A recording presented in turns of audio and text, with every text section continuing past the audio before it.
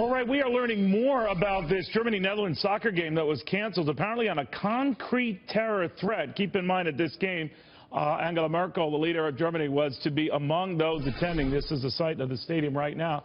Nigel Farage on all of that. Nigel, here we go again. I think we just lost our feed within the British opposition leader. All right, we're back with you, Nigel. I apologize for that. What do you make of this? Because it continues the theme that you've been repeating. The threats are out there, huh? Well, the threats are out there. The threats are real. And I mean, you know, the point is, Neil, that we have in each of these European countries a fifth column living within our countries, a group of people, though mercifully small in number, who actually hate us. They despise our way of life and they want to destroy it.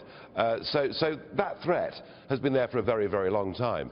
My beef, my argument, and what really upsets me is that for the last 6 months, we've been adding to that problem by allowing terrorists to come into Europe posing as migrants and refugees. And I have repeatedly said that if we go on over the next few years accepting countless millions of people, too many of them will be terrorists. All right, now this multiculturalism that you feared in this politically correct environment, which you say countries with big hearts are making big mistakes, then what happens to these millions of Syrian refugees?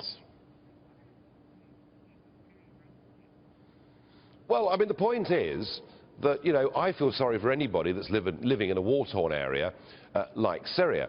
But the problem is, you know, if we as a European Union allow an exodus of biblical proportions, there will be a percentage of that large number of people who are being put in deliberately by ISIS. Now, you know, the evidence already is that one of the people in Paris who committed that atrocity landed as recently as last month on a Greek island and claimed asylum. And you know, I'm not surprised. Now I hear there are 17 states in the USA telling Obama, you know, we're not going to take Syrian refugees because we can't be certain. Now it's up to 30, maybe more. Now the fear seems to be that we're going the other way. We're putting up walls again, and we're resistant to this. How do you answer critics who say you're being too insular, you're being too guarded, you're being too nervous? What do you say?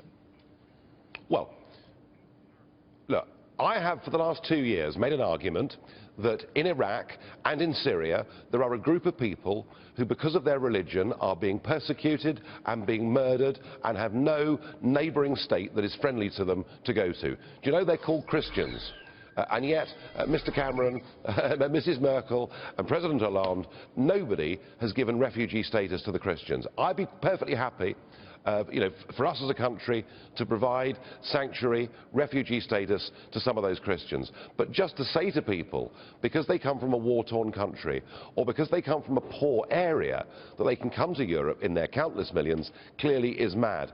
So, of course, with all these things, there is a balance. But at the moment, the vast majority of people that are coming do not qualify as refugees. They are economic migrants, and in that number, there are too many terrorists.